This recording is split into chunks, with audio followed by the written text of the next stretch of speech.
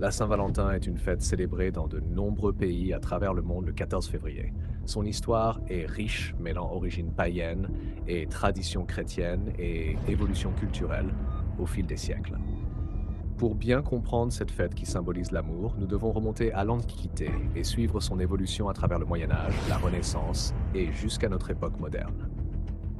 Chaque année, le 14 février, des millions de personnes à travers le monde célèbrent la Saint-Valentin, une journée dédiée à l'amour, aux déclarations enflammées, aux bouquets de fleurs et au chocolat.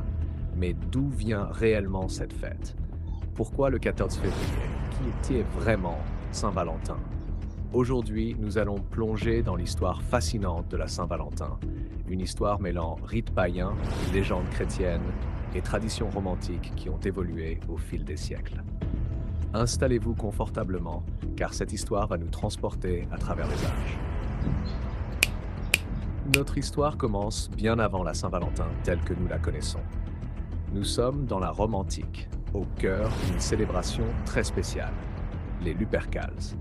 Chaque année, entre le 13 et le 15 février, les Romains fêtaient cette tradition en l'honneur de Lupercus, le dieu de la fertilité et protecteur des troupeaux. Ô Lupercus, nous t'offrons ces sacrifices pour protéger nos troupeaux et bénir nos unions. Après avoir sacrifié des animaux, les prêtres, appelés Luperques, découpaient la peau des chèvres en lanières et couraient dans les rues en fouettant les femmes avec ces morceaux de peau ensanglantés. Ne vous méprenez pas, ce rituel n'était pas perçu comme un acte barbare. À l'époque, on croyait que ces coups de fouet favorisaient la fertilité et protégeaient les femmes contre la stérilité. Mais ce n'était pas tout. Un autre aspect des Lupercales consistait en un tirage au sort.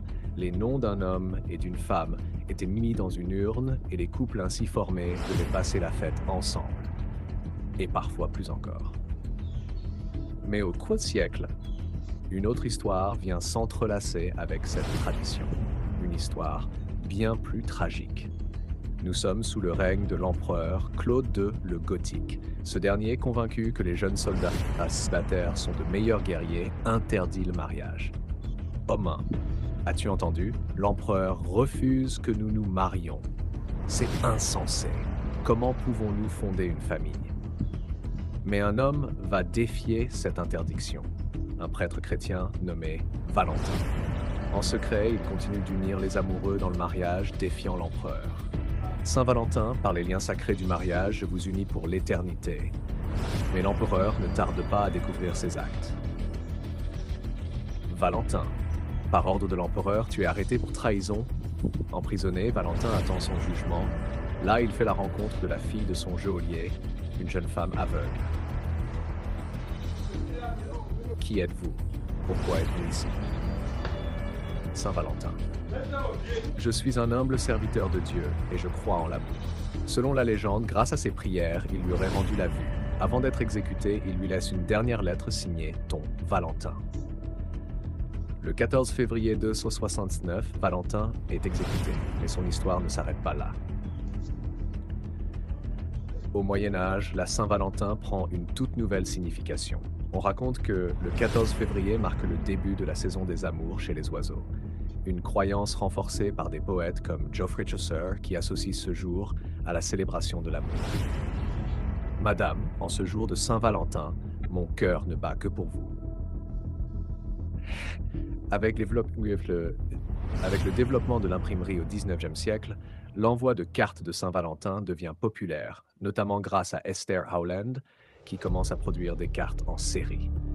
Puis, au XXe siècle, la fête devient de plus en plus commerciale. Chocolat, bijoux, dîners romantiques, un business florissant.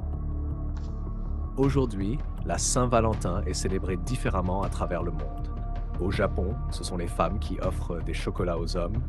En Corée, le White Day permet aux hommes de rendre l'appareil. En Finlande, c'est la fête de l'amitié. Mais au fond, peu importe les traditions, l'essence même de la Saint-Valentin reste la même. Célébrer l'amour sous toutes ses formes. Et vous, comment allez-vous célébrer votre Saint-Valentin cette année?